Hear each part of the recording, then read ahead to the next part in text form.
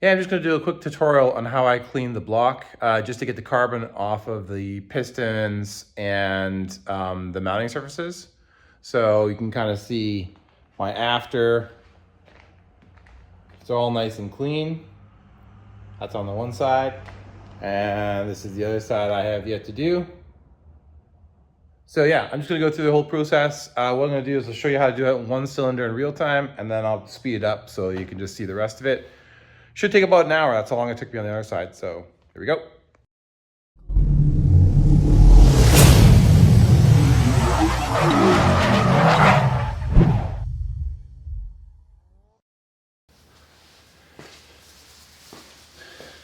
So yeah, this process is pretty straightforward actually. You're gonna need some WD-40. I do it in a spray bottle so it just doesn't shoot really hard with the aerosol. So that's the main cleaner you're going to use is WD-40. Scotch-Brite pads, just get the Scotch-Brite pads, cut them in half. I use one per cylinder, so you keep changing them. And then last but not least is a little scraper that I use on the surfaces. So that's about the extent of the whole project. There's one more tool you're going to need. There.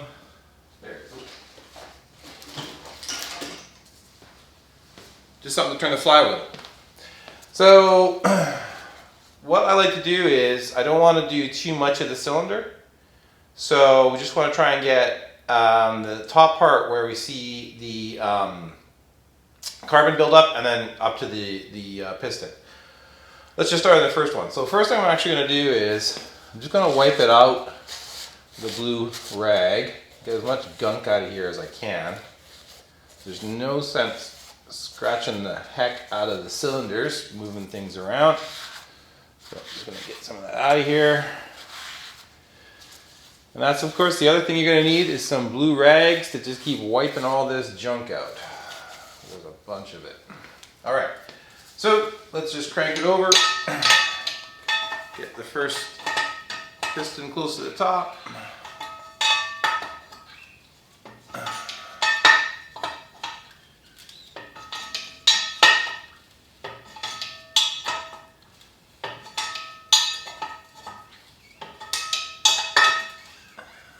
Seeing a bunch of gunk in one of the cylinders, so I don't want to keep rotating through all that.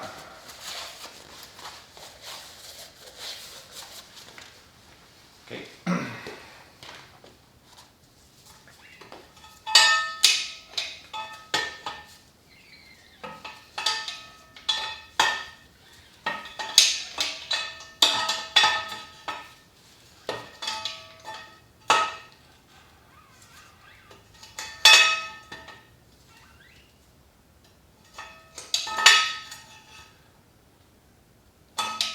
Right there is going to work. Cool. So this is just an exercise in elbow grease. So you just want to spray it down really well. I spray them all down anyway. Keeps all the gunk off. And we're good to start. Just did a wee quick reposition of the camera. Let's go. So you don't want to do too crazy with your pressure because you're not trying to mar the cylinder walls or the pistons or anything, and you don't have to use a lot of pressure. This is just one of those things where you just take your time and bit of elbow grease, and she'll start to come already. You can start to see how it's all getting dark. That's the carbon breaking off. One trick, I like to keep everything with lots of WD-40 on it anyway, just to keep the moisture out of the cylinders when everything's all broken apart. But to make your life a little easier, you can spray a bunch of WD-40 on your cylinders and then let it soak overnight. And that'll help to break it down. You don't want to get it dry, so as it starts to dry out from just scrubbing, spray a little more on. If you get lots of dirt and gunk in the bottom, which is kind of what I'm getting a little bit now, you just wipe her down. So just take that, put it there.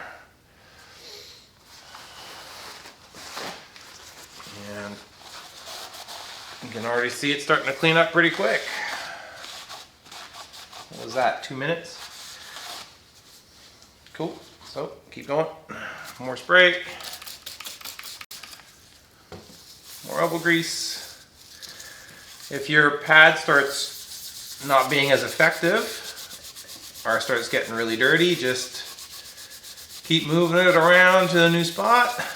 Like I said, I like to, you could probably do 2 cylinders with one pad, but I don't know, it's not that expensive. I just prefer to change the pads per cylinder, so that kind of gives you an idea of how much real estate you've got on the pad to use.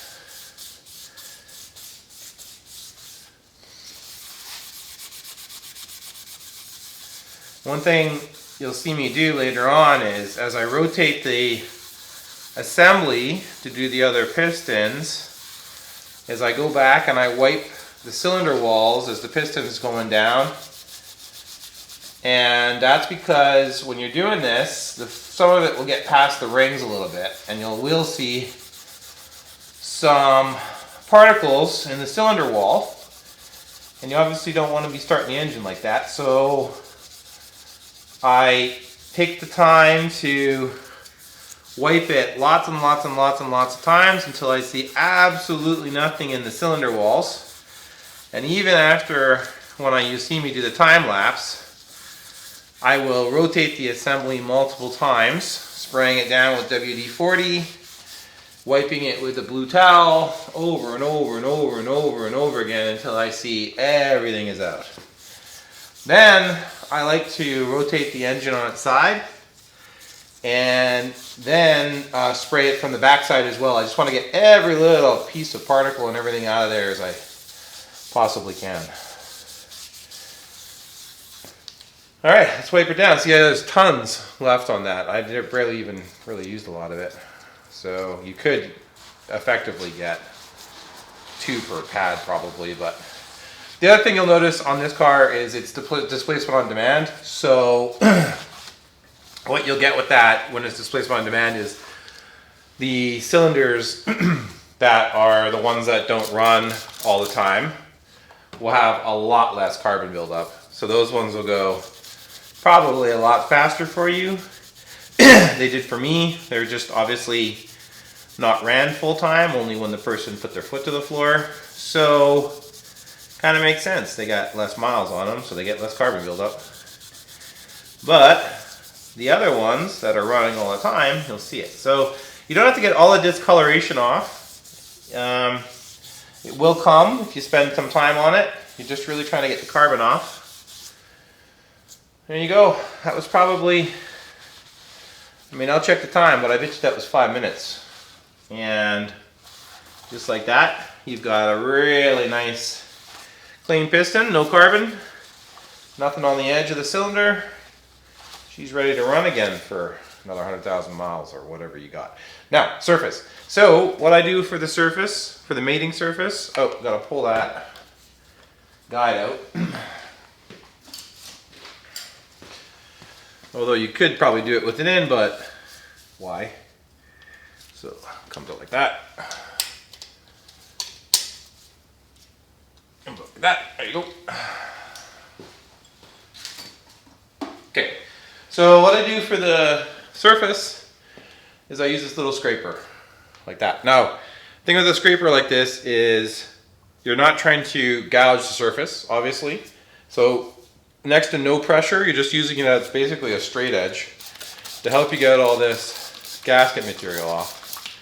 Same thing, lots of WD-40, and this is just definitely a patience game. You do not want to mar surfaces. You're not trying to make things so they're not nice and flush anymore.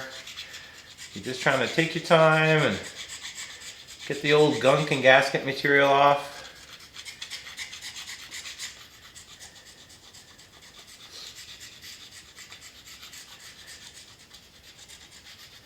It really doesn't matter how you want to do this. You'll see I use lots of WD-40 all the time, just for a lubricant so I don't mar the surfaces. You could just do all your mating surfaces first and then go back and do your cylinders, or you can do one at a time, or whatever you want. What I'm probably going to do from here is I'm just going to get it done for this one cylinder so you can sort of see a clean side of everything of what I did. And then I'm going to switch to a faster version of the video just to show you the rest of the process. You can see the before and after. And how I'm probably going to do it when I go to the time lapse is I am going to clean the entire surface here first, and then I'm going to go after the cylinders individually. Just because I don't want to switch tools back and forth. Again, it doesn't really matter. At the end of the day, you're going to clean off everything anyway, but whatever. However you like to roll. Just get it cleaned. This is not a performance issue. Well, I guess one could argue it is, but it's not a performance issue so much as it is, this is for your mating surfaces, so you get proper sealing for your water jackets and everything else for your cylinder heads. So it's got to be nice and clean. You don't want to have any gunk in there to prevent a good seal, obviously. Whereas the carbon buildup is definitely more of a performance issue. You will get hot spotting on your cylinders where there is carbon. It does impact performance. You want to get it all off of your cylinder heads as well, which I'm going to do another video on the process of how I'm cleaning my cylinder heads and my lifters and everything to get all the carbon buildup off of that. Now, one also could argue, of course, why not just rebuild the motor at this point in time? Just knock it all apart, right? Then you can hot tank it, you get all this junk off in one shot, blah, blah, blah. Simply put, the reason why I didn't do it is a cost. Now, depending on where you're at and when you watch this video, it's 2023, and we all know what happened with COVID stuff and inflation, and unfortunately, the cost of machine shops are way, way, way up there. Now, I'm not dissing machine shops. Don't take it like that. That's not what I'm saying.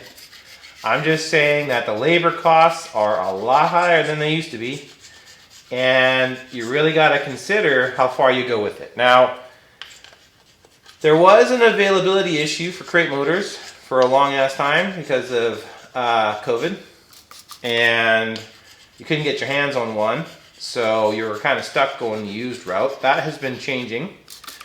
You can get LS3 crate motors again, and I know that from talking to somebody that works at a GM dealership, and they have inventory, so you could just go get a new motor. So depending on what your costs are for getting a used motor, once you factor in parts and labor, it may not make sense. Now, that should drive the used prices back down again, but the demand's still high, they're still up there. So, just have to do your own kind of cost-benefit analysis. Now, when you rebuild a motor, you can build it to your spec. So this is going in a Porsche, and depending on how you want to go with a Porsche project, you may want to create a really high revving motor so it's more close to the Porsche kind of specs instead of, what's this guy at, 6,600 RPM, and Porsche is 7,200 stock, so you may want to have something that revs a little higher, right? You may want to go turbos, all that kind of fun stuff, so you're going to change what you do for your internals to match that for your induction system. So fair enough. A crate motor from GM, say a brand new LS3 or something, isn't going to necessarily match that. So that's a fair enough. But for me, I'm taking a slightly budget approach to get it on the road because there is a cost in all of the stuff to get it swapped. So I'm going to do, there will be another video on the vendor I chose for my swap and why. But regardless, there are two sort of main players in the space. And Doesn't really matter which one you choose. They are costly to get all of the mounting components and the electrical components, etc. Now, I'm sure there's probably a way you could save some money by doing some of the electrical yourself. But my goal with this is to get this car back on the road this summer, which we are in late spring, so summer is a-coming. And I'm trying to get faster. So I'm using a lot of the plug and play stuff. I don't feel like building my own wiring harnesses and everything else, which is fine. That's my choice. But the point is, it's not free by any stretch of the imagination. And so you have to factor that in when you're doing your builds. Now, when a car like this is swapped to an LS swap, if in the future I decide I want to go LS3 or LS whatever the heck I want to do, I can just take it out and I can swap the motor for any other LS. It's all set up for it already. Change the tune and Bob's your uncle, just like any other swap into a Corvette or whatever the heck you want to do. So that's just the way I took it. So because of that, I'm doing what's more commonly known as a refresh. I'm just cleaning up all the carbon off, all the meeting surfaces, getting all nice and clean, a little bit of a cam upgrade, and that's that. Anyway, sidebar over through all that whole thing. You should have seen we got a nice clean mating surface. You could go over this with a Scotch-Brite if you want, just to get even cleaner. But that, my friends, is looking pretty good from there. Okay, cool. I'm gonna switch to a time-lapse video and this junk out of here. Like I said, the junk gets everywhere, so you want to make sure it's not going up and down when you move the pistons all the time. So just wipe, clean, new rag, keep it going. You're gonna get junk literally everywhere. So I need to wash out this whole side. I did it with the other side already. Got all the junk out of all the different valleys and bits. Anyway, time lapse. That could be used again. Do what you want to do. I got one per cylinder, and that's just how I roll. Cool.